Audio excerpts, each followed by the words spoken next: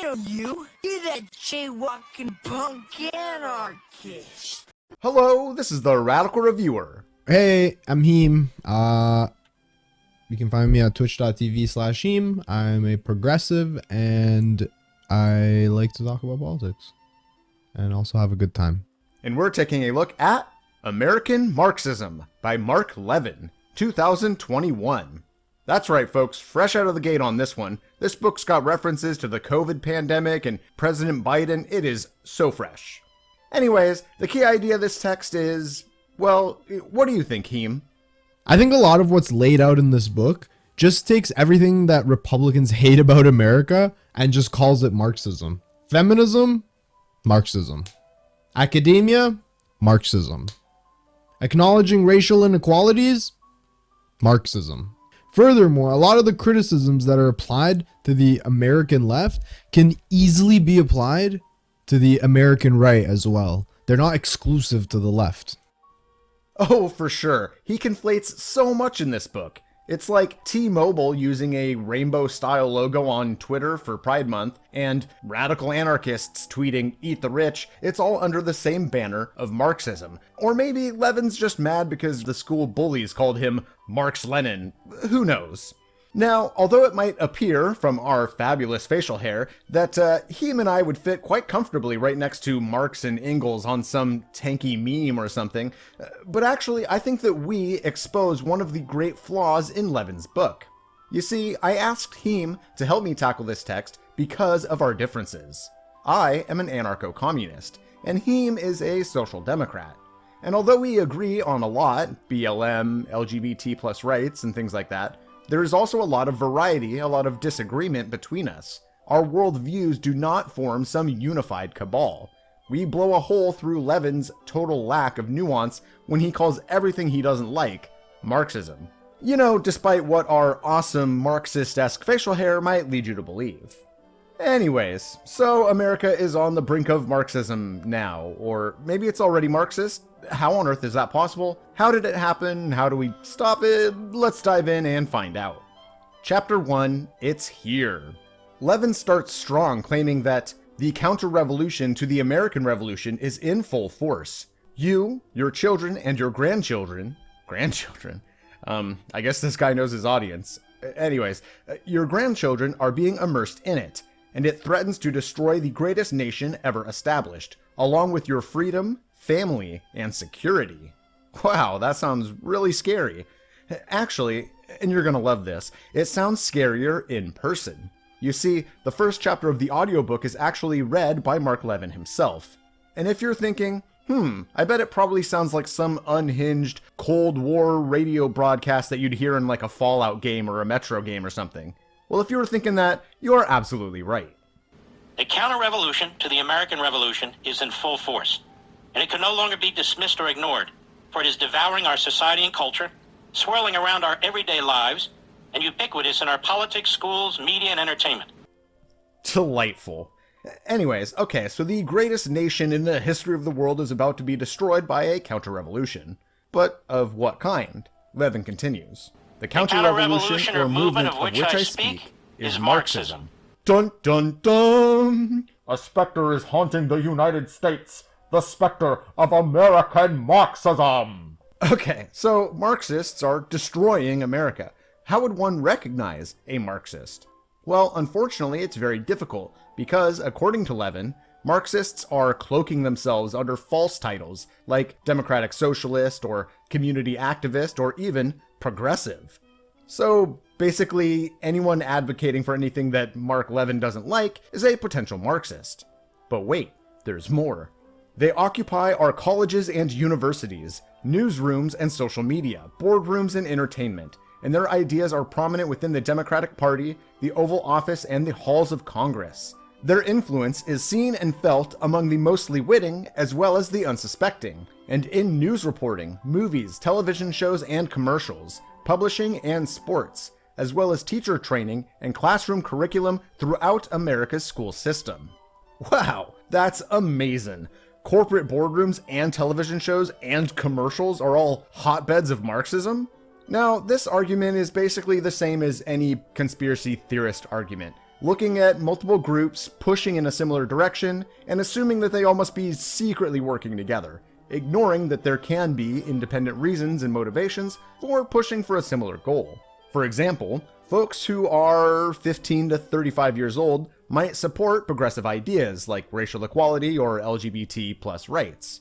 And some giant corporations might also support those progressive ideas in their TV shows and advertising.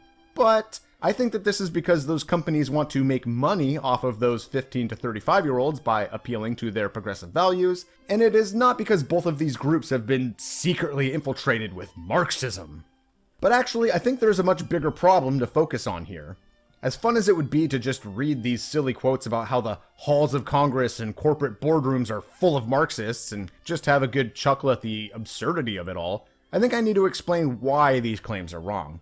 And I guess the best way to do that is to explain what Marxism actually is. Karl Marx was a political and economic theorist, an author, and an activist from the late 1800s.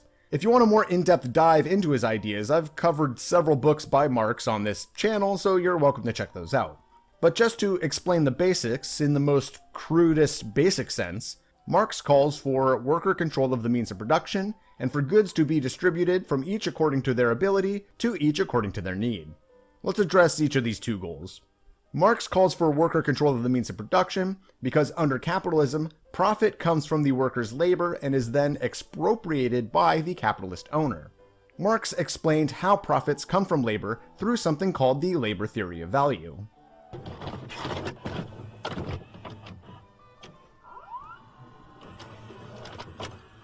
In short, the labor theory of value argues that if commodities are bought and sold at their value, then it is only labor that adds additional value to a commodity.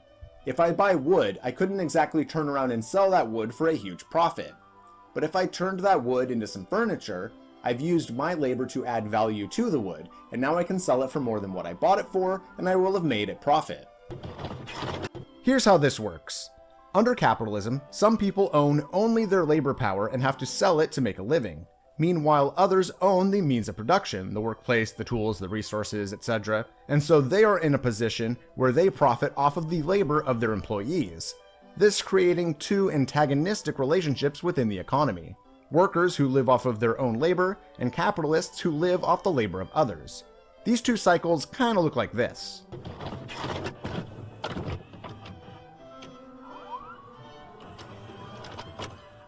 For a worker, you go to the market and sell your labor to a capitalist in order to make money so that you could buy kibble and shelter to survive. A capitalist, on the other paw, takes the money that they already have from loans, inheritance, previous profits, or whatever, and they go to the market and buy raw materials, means of production, and labor power, and combine these things to create a commodity to sell for profit. And with that profit, they buy still more raw materials, more means of production, and more labor to create even more commodities to sell and make even more profits. And on it goes.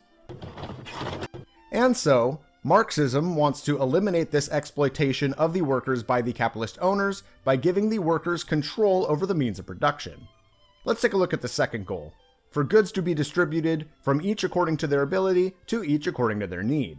Marx saw in capitalism a problem with distribution and overproduction. That under capitalism, goods are produced and distributed for their exchange value rather than their use value. This is how we end up with an economy that makes gold-topped pizzas and yachts with helicopter pads on them when we have crumbling public transit systems and undrinkable tap water. The folks who want gold-topped pizza and yachts have a lot of exchange value, despite not needing those things. And the folks who need fixed public transit systems and drinkable tap water don't have much exchange value despite their need. And so a capitalist economy makes yachts and gold-topped pizzas, even though we all know that a fixed public transit system and drinkable water would be the better option. On top of this, for various reasons, capitalism creates a problem of overproduction. Various businesses want to buy up as many resources as possible and create as many commodities as possible to undercut their competition and to ensure control over the supply chain of their commodities and things like that. And this leads to overproduction, which leads to stores of goods sitting unused in warehouses while people go without, empty homes while people are homeless, dumping food into landfills while people go hungry. It's a whole mess. So Marx wants to solve the problem of distribution and overproduction under capitalism by distributing goods from each according to their ability to each according to their need. So, to summarize thousands of pages of Marxist theories into a simple prescription, Marx calls for worker control of the means of production and for goods to be distributed from each according to their ability to each according to their needs. Now that we have this introductory understanding of Marxism, let's look at the groups Levin claims to be hotbeds of Marxism. Colleges, newsrooms, social media, boardrooms, the federal government, movies, TV shows, and commercials.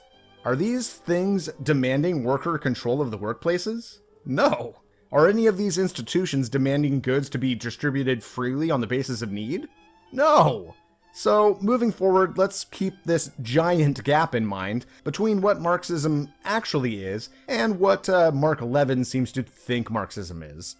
Also, to pat myself on the back here, give myself some ear scratches, so to speak, I've actually covered way more actual Marxism in these few short minutes than this entire book claiming to describe American Marxism does with its 276 pages. Anyways, long tangent on Marxism out of the way, let's get back to the text. Levin argues against the idea of labor theory of value by stating, if that were the case, the third world would not be the third world, it would be flourishing. But this is very silly. Marx says that labor creates value, not that it gets to keep the value it creates. Like, as we just saw, that's kind of the whole problem. The people making iPhones in sweatshops aren't poor because they're not producing any value. They're poor because the value of their labor, that wealth, goes to the owners of Apple or Foxconn or whatever. It is precisely Marxism which argues that those workers should be in control of their workplaces and keep the value that they produce with their labor. Discussing why people find this class war and oppressor versus oppressed language of Marxism so appealing, Levin explains that this formulation is especially seductive to the malcontented, disenchanted, disaffected, and dissatisfied. For them, individual liberty and capitalism expose their own shortcomings and failings, and their difficulty and perhaps inability to function in an open society. Marxism provides a theoretical and institutional framework through which they can project their own limitations and weaknesses onto the system and their oppressors, rather than take responsibility for their own real or perceived plight.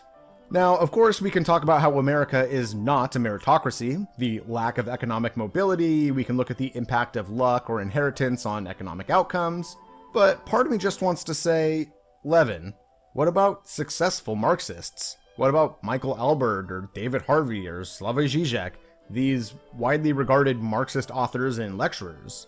But not only this, Levin's claim fails his own smell test. If Marxists are all malcontented, disaffected failures, how are they also running the federal government and the universities and the corporate boardrooms?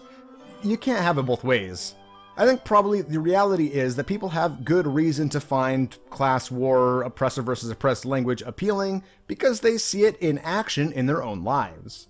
I know that I was far more radicalized by my experiences at shitty entry-level customer service jobs than whatever Marxist literature I read.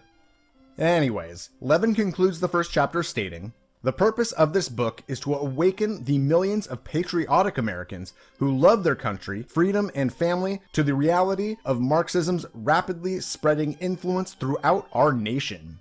One day we will spend our sunset years telling our children and our children's children what it was once like in the United States where men were free. Patriots of America, unite!" Oh boy. All right, Heem, on to you. Chapter 2, Breeding Mobs. Don't do it. Don't make a joke about the title name. Just relax. Just breathe. Just breathe.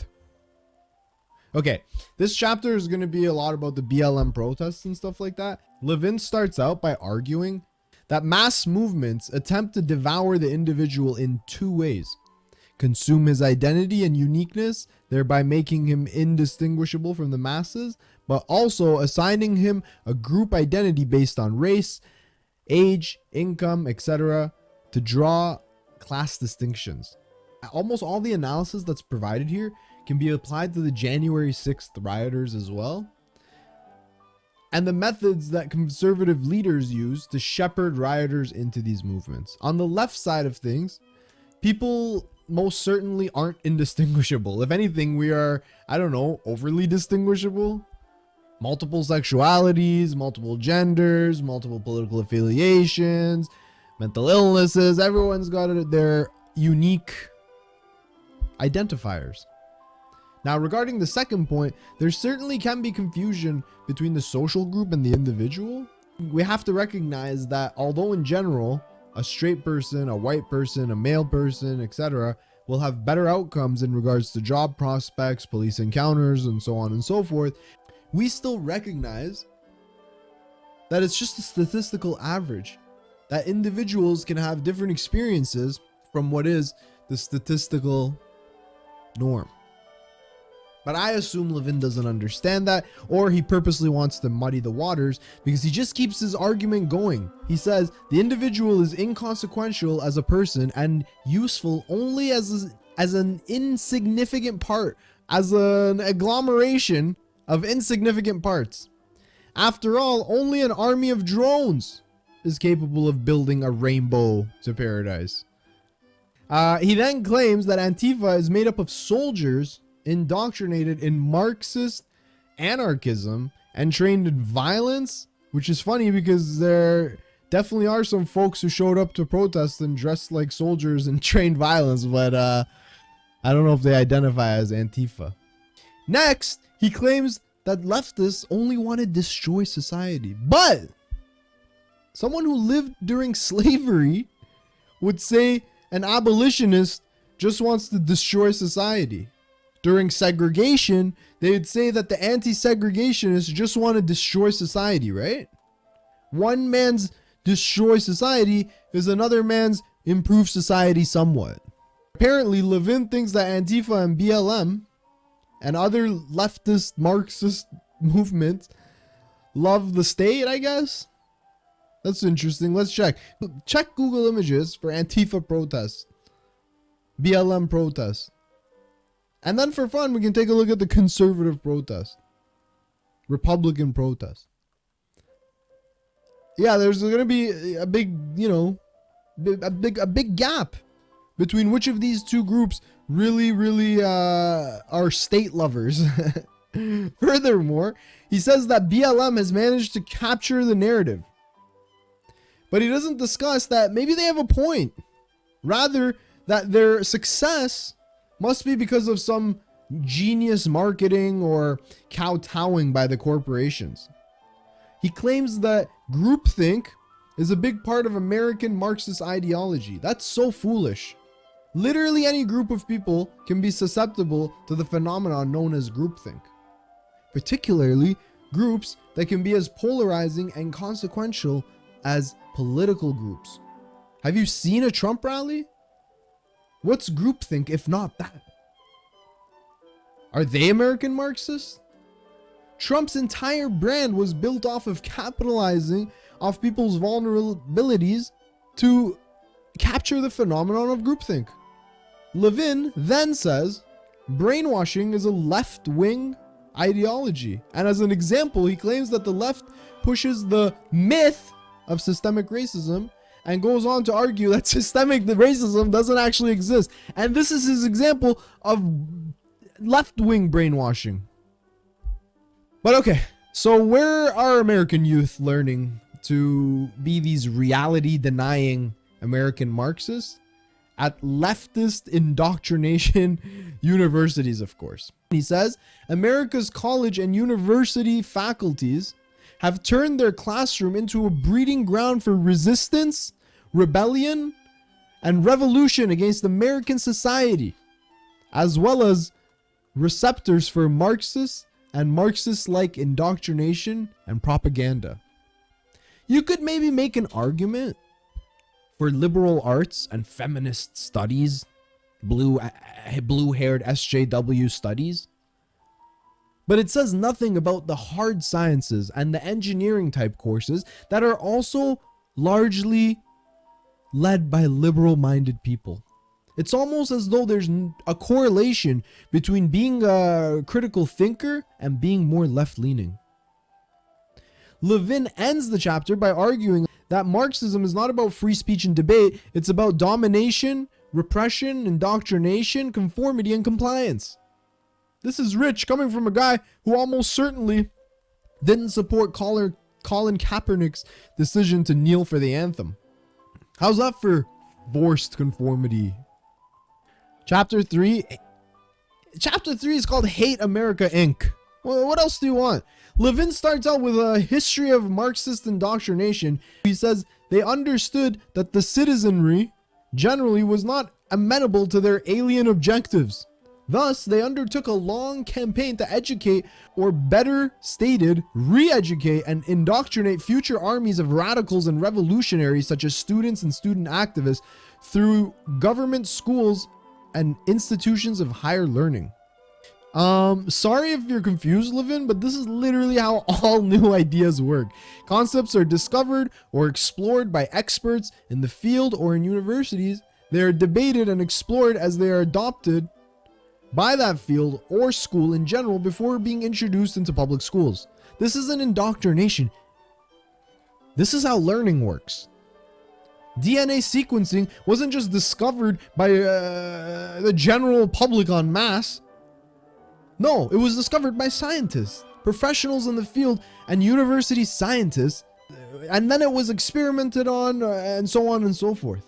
Same thing for something like CRT, which was initially developed in the 70s by legal scholars, and over time is developed and debated and then slowly introduced into legal schools, universities, and then brought into high school history or social studies class. But okay, Levin states that this explains in part the push in the Democratic Party for free college education for all and the canceling of student loans to encourage more attendance. I can't even get through this one. The purpose is indoctrinating as many young people as possible to support their radical dogma. Wow, this guy legit thinks that all higher education is Marxist brainwashing.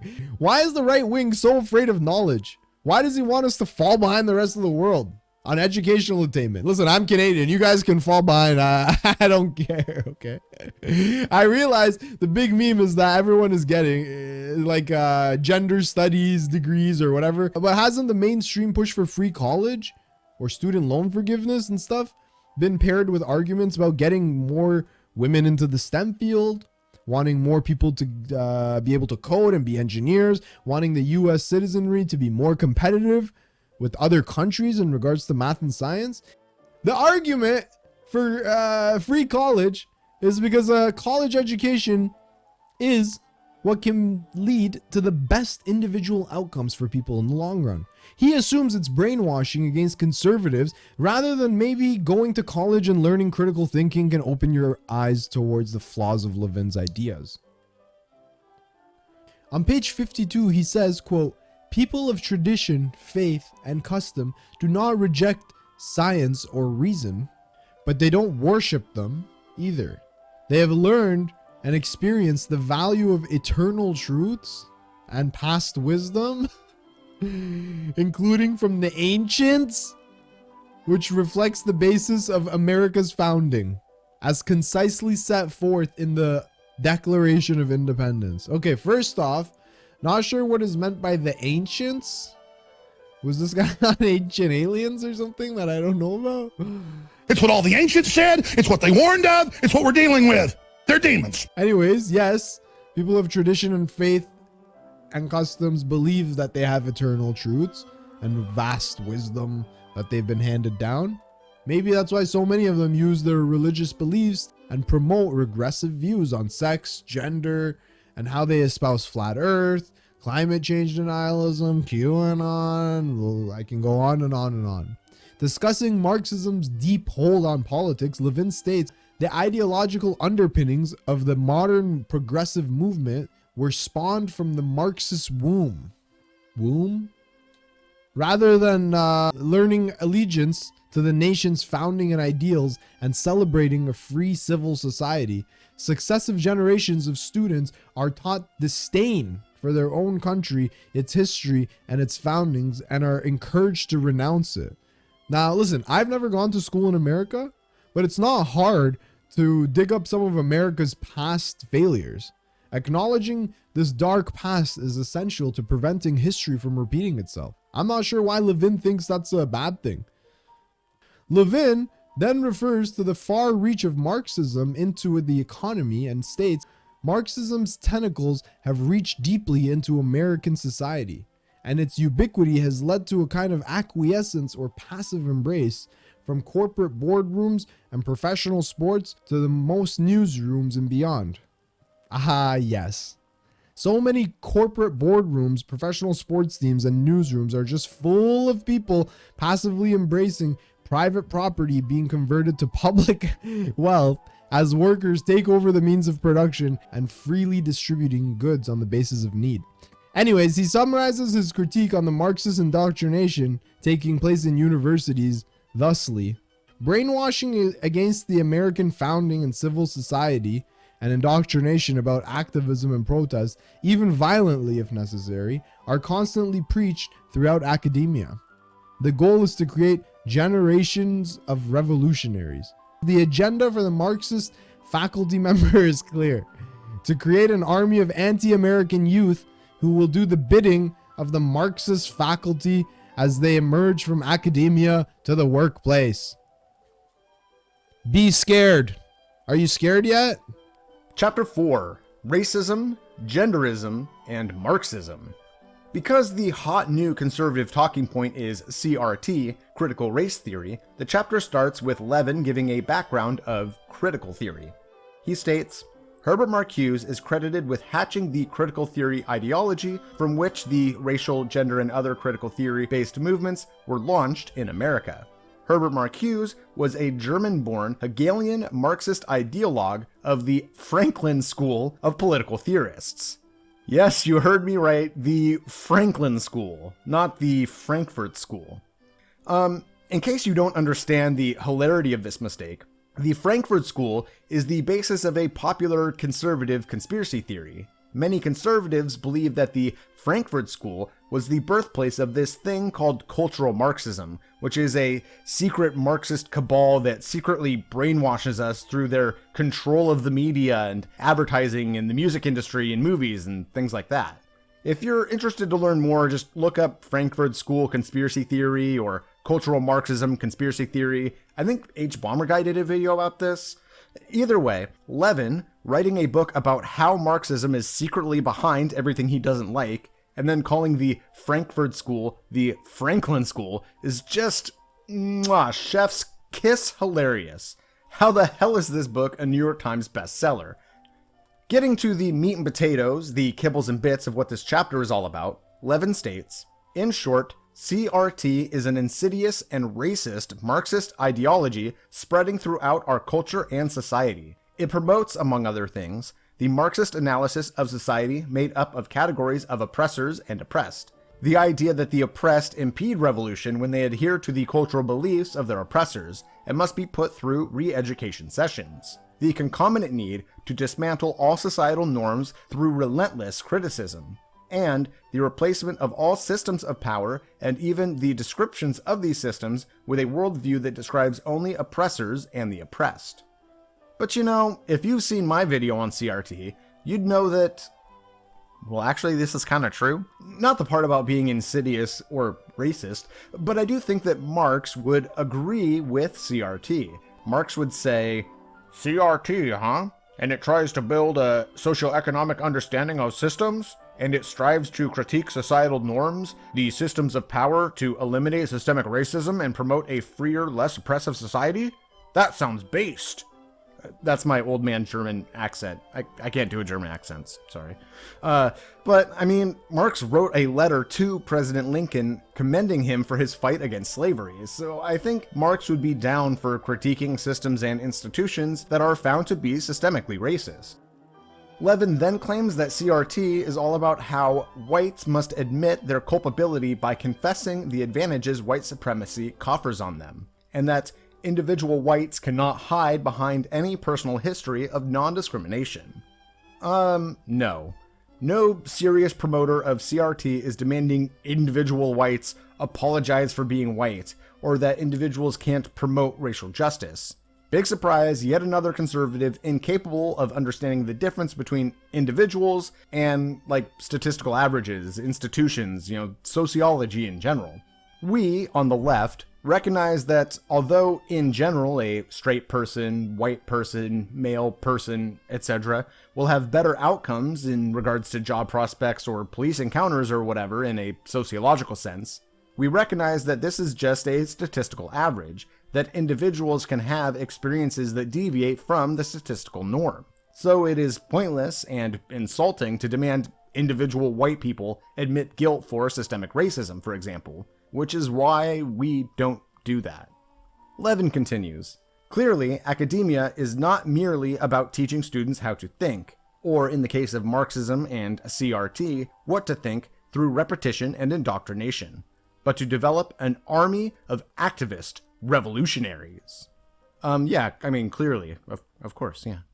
Next, Levin discusses Joe Biden's establishment of this thing called the Interagency Working Group on Equitable Data, which I guess is like the establishment of this thing to improve federal databases accounts on race and ethnicity and gender and veteran status and stuff like that, to better understand patterns of representation and discrimination that might exist in these various institutions. Levin sees all this and concludes, the tracking of citizens' behavior in government databases for the purpose of enforcing the government's social and cultural objectives, in this case the racist CRT goals, is reminiscent of Communist China's social credit system. Did you happen to watch James Lindsay discussing CRT on Michaela Peterson's podcast? He also called CRT a backdoor to a Chinese-style social credit system, about how conservatives won't be able to get a loan from the bank if their social credit score shows that they were not woke enough in their Facebook posts, or whatever. What is it with conservative conspiracy theories and this obsession with a slippery slope to a social credit system? It's like the only political theory they ever read was 1984, and everything that they don't like has to be molded in such a way that 1984 is its ultimate goal. A Green New Deal wants to recommend and prioritize certain industries to protect the environment? That's a slippery slope to totalitarian social control. CRT wants to move beyond the Civil Rights Act to address the systemic racism that continues to exist to this day. That's a slippery slope to totalitarian social control. Mask and vaccine recommendations during a global pandemic that's killed millions of people? You guessed it. That's a slippery slope to totalitarian social control. It's always fucking 1984 with these people. Anyways, Levin then exposes Biden's Marxist-inspired plans for immigration, which is, the more migrants, the better. Continue to overwhelm and collapse the system. Change the nation's politics, demographics, and citizenry, and ultimately transform the nature of the governing system.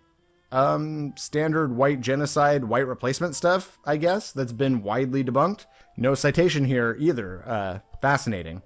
It's funny, actually, Republicans are so racist, you'd think that they'd love to see people from Mexico moving to the US. I mean, this is a population with statistically high rates of Catholicism and traditional views of gender and traditional family values and things like that.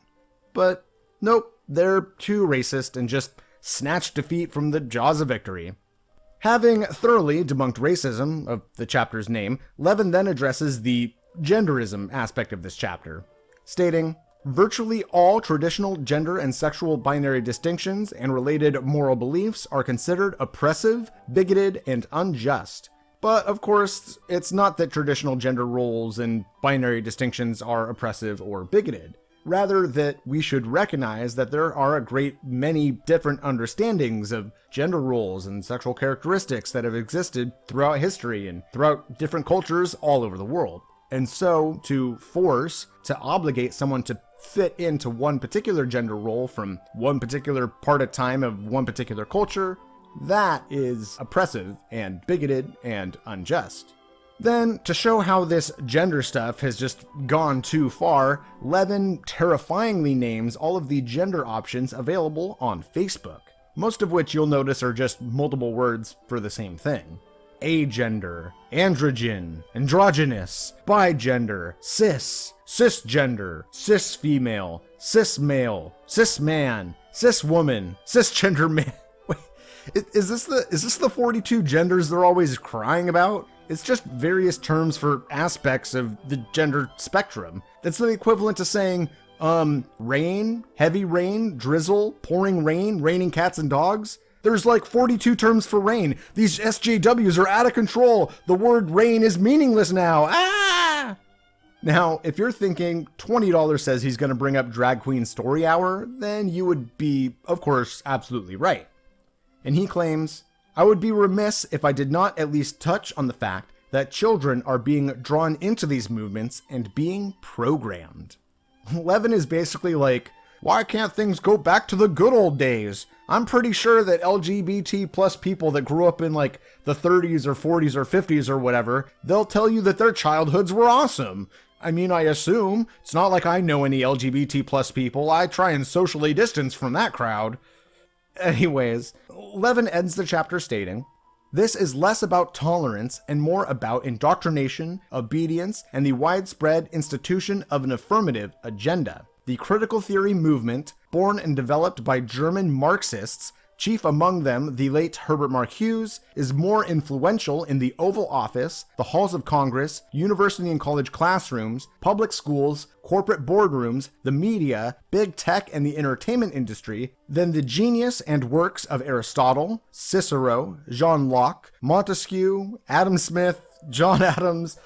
Yeah, I'm sure that if we look through the quotes and writings coming out of the Oval Office and Congress, and if we look at the textbooks of universities and public schools, you're going to find so many more references to Hubert Marcuse than John Locke or Adam Smith or John Adams. Absolutely. No one actually checked that though, okay? Chapter 5, Climate Change Fanaticism.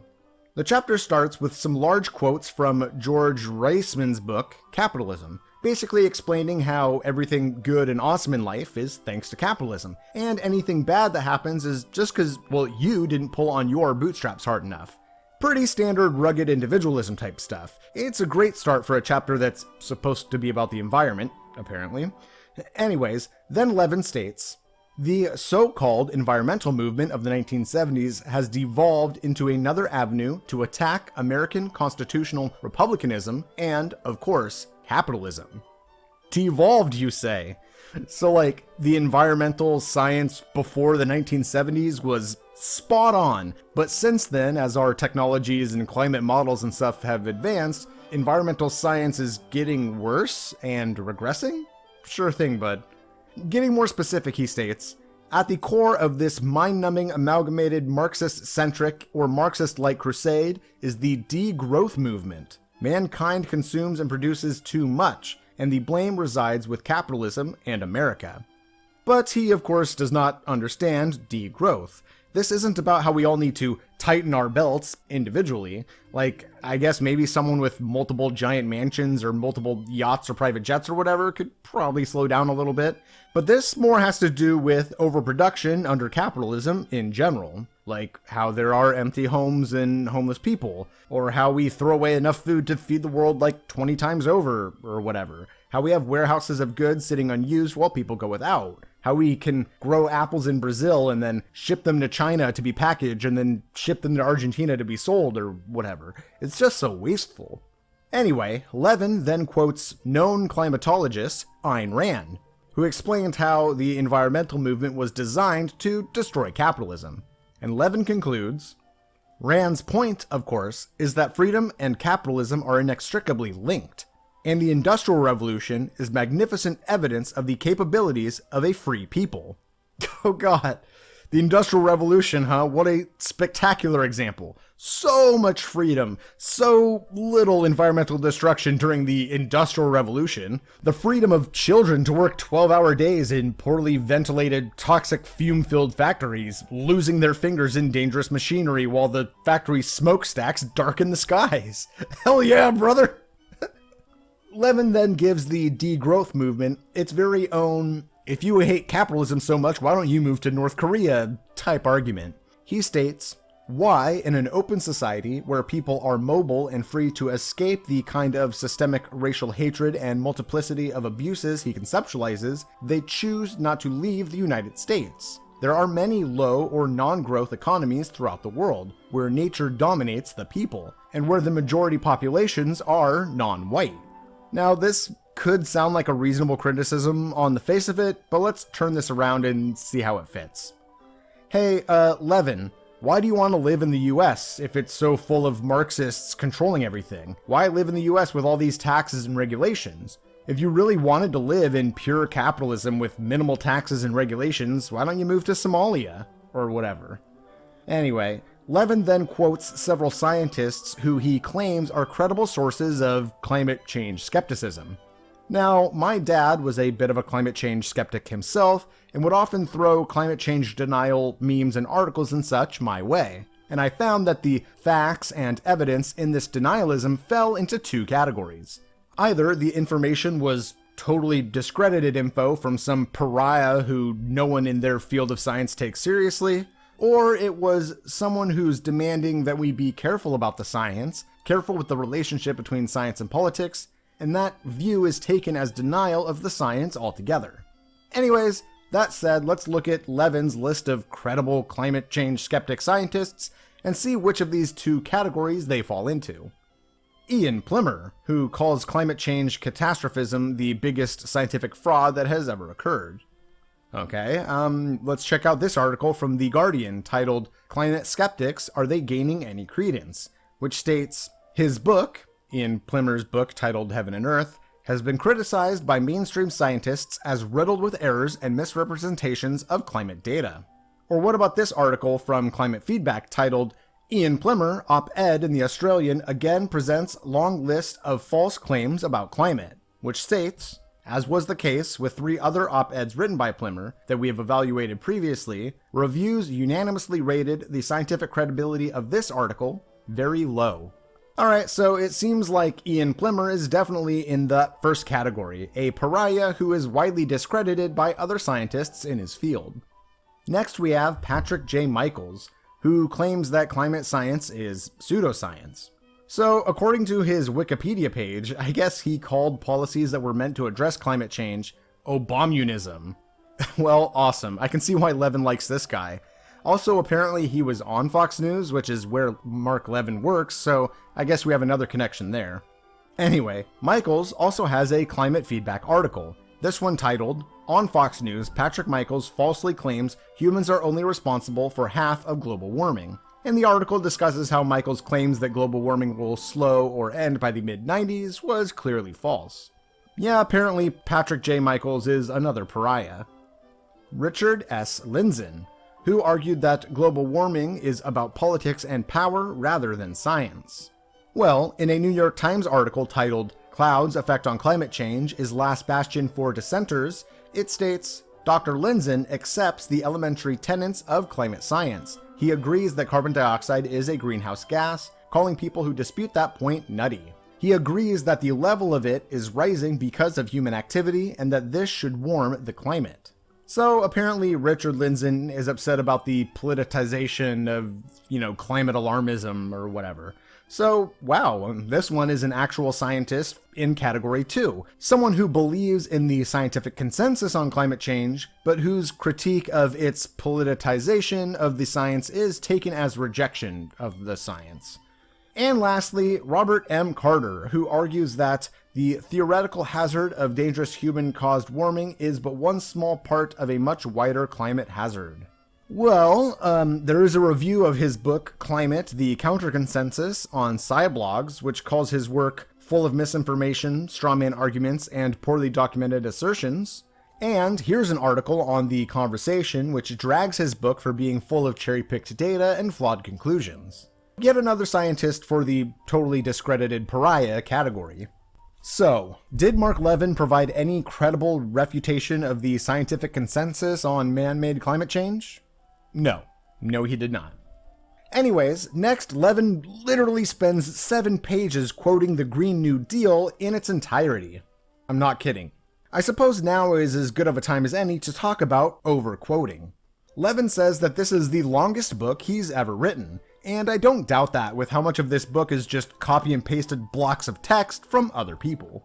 Here are a few examples of what I'm talking about. Here is a page, And here is how much of that page is actually Mark Levin's words. Here's another page, and here is how much of that is actually Levin's words. Do you see what I mean? In fact, let's play a little game. Right now, I am reading the script. I haven't added in the intro, I haven't cut out my ahs and ums and goofs and times I've messed up words. I haven't even added in any of Heem's parts. So, needless to say, right now, I have no idea how many minutes have passed in the video so far. So I'm just going to choose this timestamp right now. Okay, that is a totally random number that I could not have predicted as I read the script. In post, I will put the page that corresponds with that number on the screen right now.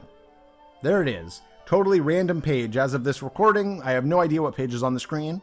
And here is how much of that page is actually Levin's writing. And let's skip 5 pages ahead. Here's that page. And here is how much of that page is Levin's writing. And one last time, skip ahead 5 pages.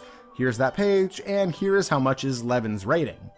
Now, sight unseen, without knowing which pages were shown, I can confidently assume that those 3 pages were like 50% quoting somebody else. It's literally ridiculous.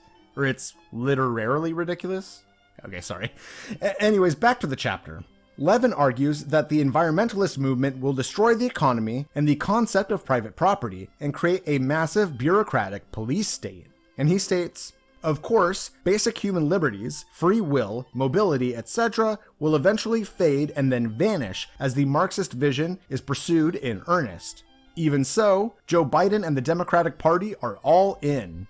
And what is his evidence that Joe Biden is trying to install a Marxist vision that will destroy basic human liberties and free will? Drum roll, please.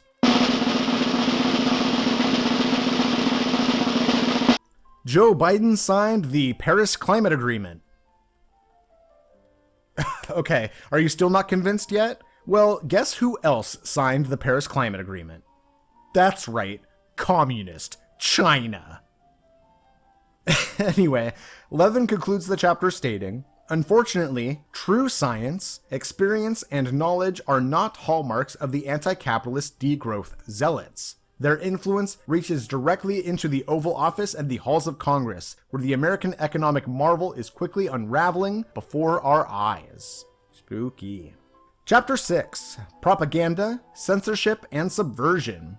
Starting with the propaganda of the chapter, Levin states, the media are now well suited as propagandists for an anti-American, pro-Marxist agenda, from critical race theory to the 1619 Project to the degrowth movement and its war on capitalism. Ah yes, the media, just all media in general, is just full of anti-American Marxist propaganda, demanding the overthrow of the federal government. Don't look at January 6th, though. Yes, media is just calling for the overthrow of the federal government and Marxist things. Every time I turn on the TV, every ad that I see on Facebook and Twitter and TikTok and YouTube and Hulu and all the billboards, everything, it's just all calling for the destruction of the federal government, worker control of the means of production, goods to be distributed freely on the basis of need, Marxism everywhere I look. This is a very true and real thing that is really happening. Next, Levin actually says something quite true. He states, we seem to live in 2 worlds simultaneously. The fictional world that the media have created for us, and the real world of our daily existence that has little or no relationship to pseudo-events. Now, I guess the context of this term pseudo-events is supposed to be like a false flag crisis actor, the government secretly did 9/11 and the Sandy Hook shooting type dog whistle. But setting that term aside, I think, yeah, he's kind of right here. I mean, the breadth and variety of media available to us, it is like we live in different worlds. And it makes sense. The world is big and complex, and we have to rely on information from other sources to form our opinions. Systemic racism, LGBT plus rights, climate change, local, national, and international politics. We have to get our information from somewhere. We can't just rely on our individual experiences to understand these phenomenon. But where do we get our information from?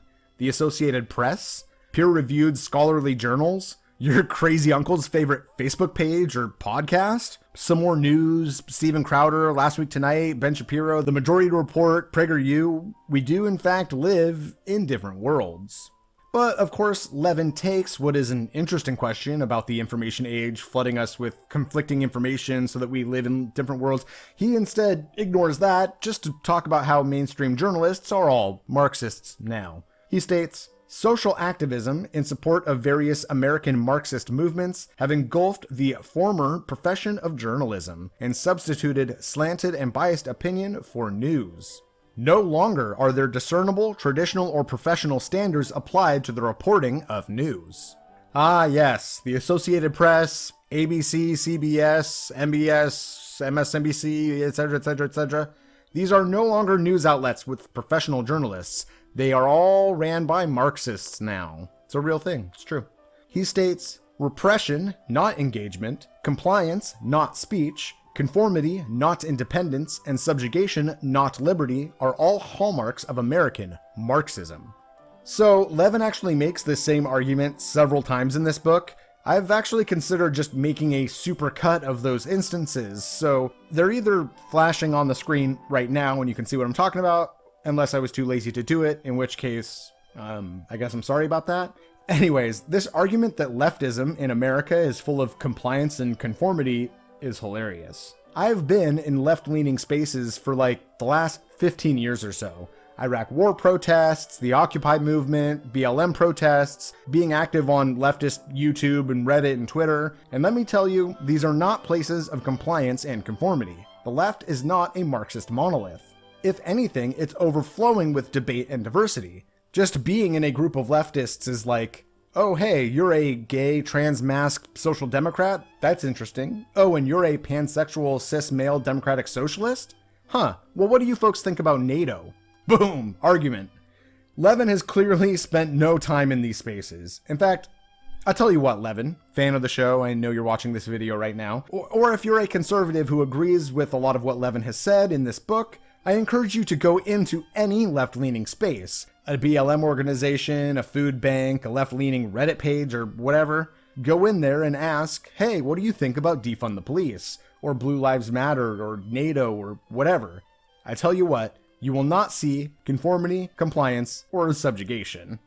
Next, Levin states, education is being infused with a Marxist-oriented, extremely divisive, racist, and intersectional ideology, where teachers and students alike are compelled to participate and embrace their own indoctrination. I haven't said this yet, but qualifiers like Marxist-oriented, Marxist-aligned, Marxist-centric, these do a lot of the heavy lifting for Levin's arguments. Like, Marx wrote about philosophy and politics and economics. It would be hard to discuss any of these subjects without tangentially touching on things that Marx wrote. So it's blatant conspiracy theory to look at these super spurious connections and claim that a secret Marxist cabal is at the root of it all. Anyways, having sufficiently covered the propaganda portion of the chapter, Levin moves on to discuss censorship. He states, a reign of ideological terror has spread throughout our society and culture, canceling and banning people, professors, teachers, writers, actors, executives, reporters, etc., historical figures, monuments, movies, television shows, radio broadcasts, books, cartoons, toys, and other products, product names and brands, and even words. Even words? Levin, I'm sorry that you can't say your favorite racial slurs anymore, okay? No, to be fair, I don't think that that's his argument, but I am sure that you can guess what examples of canceling Levin does bring up. For example, Trump being kicked off of Twitter for violating its terms of service, things like that. Levin then makes more claims about Marxism being a monolith. He states, speech, debate, and challenges to Marxist-centric ideas are not tolerated. The purpose is societal and economic transformation. The means are societal advocacy and activism. Opposition must be denounced, besmirched, and crushed. Levin can frame things in this way because he has an axe to grind. You see, when I see two left-leaning people arguing about something, I see open discourse, dialogue, challenges to people's ideas. But Levin says, these aren't two people talking and having open dialogue, something that I've said is good. This is actually one person attempting to disagree with the hegemonic Marxist view, and they are being denounced and crushed by the other person for stepping out of line. Anyways, that's modern day propaganda and censorship for you. What is it, 1984 or something? Levin ends the chapter stating, It is they who are repressing the liberties of their fellow citizens. It is they who demand conformity. It is they who are banning words. It is they who are distorting American history and brainwashing students. It is they who are using and promoting racism, sexism, ageism, etc. They are using America's freedom to destroy freedom. The Constitution to destroy the Constitution. Here we go, I'm back. Chapter 7, We Choose Liberty. This chapter, much like the rest of the book that Radical Reviewer made me suffer through, was completely useless. Basically just cope and saying we, the conservatives, need to do everything the left is doing. Even though he just wrote a whole book complaining about the exact things the left is doing. He says the left wants to trash our ancestors. I implore leftists to be nicer to the slave owner ancestors of America's past. Pretty please. All of a sudden he starts supporting BDS tactics, but not for Israel, but for American Marxists, which is ironically delicious. All in all, though, I'm actually kind of jealous of the level of direct recommendations for action given at the end of this book. There are lefty books that give equally constructive recommendations, but so many books, too many books, are devoid of such concrete calls for actions. A list of conservative and libertarian legal groups can be found at yadayada.com. You can find info regarding CRT indoctrination in schools at suchandsuch.com. You can challenge tax-exempt organizations' tax status at thisurl.com. Yadayadayada.com is where you can find out the political leanings of various companies. Although us leftists might be critical of such piecemeal types of recommendations, I would love to see this more widely adopted in our various texts. So to all you lefty authors who are totally fans of the show and you're watching right now, I hope that you end your books with some of this very concrete, straightforward, literal URLs and shit type basic instructions that folks can do to get their foot in the door when it comes to activism and making the world a better place. But this actually isn't even really the end of the book. The actual last part of the book is... oh fuck, in loving memory of Barney Levin? God damn it. Conclusion. Oh boy, well, that's American Marxism for you. What did you think about all this, Heem? Say some sort of concluding statement about the book. Listen, this was one of the worst books that I have ever witnessed in my life. The fact that Radical Reviewer made me suffer like this is truly what American Marxists would do. Trying to take a good lib like me, a nice sock them progressive like me, and force me to read American Marxism. And if that's not left-wing, then I don't know what is. Oh, for sure. You know, I see it in this way. I see that there is this thread that Levin is trying to weave. The thread is that Black Lives Matter, Antifa, Drag Queen Story Hour, rainbow corporate logos, kneeling for the anthem, etc., those are all about addressing oppression and social justice. And because Marx was a political, sociological, economic theorist, he of course touched on those concepts, oppression and social justice. And so these modern progressive movements are Marxist by association. Not only this, the USSR, Cambodia, China, those are Marxism in action. And so, the end goal of Marxism is a repressive police state, 0 freedoms, and 8 gorillion dead people. And so, if promoting progressive ideas is Marxism, then the natural conclusion of the Black Lives Matter movement, Antifa, Drag Queen Story Hour, rainbow corporate logos on Twitter, kneeling for the anthem, etc., the natural conclusion of that progressivism is a repressive police state, no freedom, and 8 gorillion people dead. But actually, you know what this book really reminds me of? A long time ago, like a long time ago, maybe 10 years ago, basically a million years ago in internet years, my conservative, religious, reactionary grandma sent me this chain email. The email was a guy telling this story about how a friend invited him to go to this communist meeting back in like the 1950s. In the story, the guy explains that he didn't like communism, but he decided to go just for fun, just to like see what it's all about. And he says that the communists at the meeting were very silly, nerdy, timid losers, talking about these goals that they have for society or the country or whatever, and how these goals were like ridiculous pie-in-the-sky stuff that could never actually happen. The email ends with the guy explaining that these ridiculous goals were civil rights and the destruction of white supremacy, LGBT plus rights and the destruction of heteronormativity and the gender binary, the promotion of environmental and social justice, and spooky stuff like that. And the email ultimately concludes that because those ridiculous pie-in-the-sky goals are now being promoted among the mainstream progressives, this proves that those wacky communist nerds in that meeting in the 1950s were actually in control of society after all. And that's why they were able to force in their anti-American, anti-freedom indoctrination into society. It's a hilariously foolish conspiracy theory, with no basis in historical, sociological, economic reality. No school of thought, no academic would take this email seriously. And you know what? That's exactly how I look at this book. Anyways, as always, I'd like to thank my wonderful patrons. Your tremendous support has allowed me to get dog insurance, which is wonderful. You've allowed me to support other creators that I couldn't otherwise support. Gotta love that. You've provided me with extra funds for books and dog toys and things like that, which is really awesome. I appreciate you folks a lot.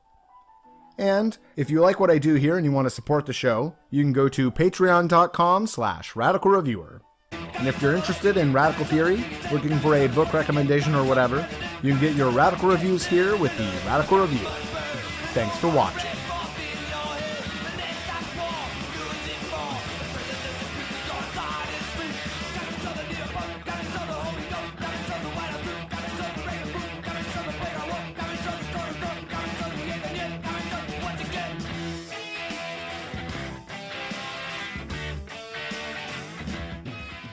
When you look at the background of critical race theory, this comes out of critical theory. Where does that come from? It comes from a school called the Franklin School that comes out of Berlin. Where does that come from? Franklin?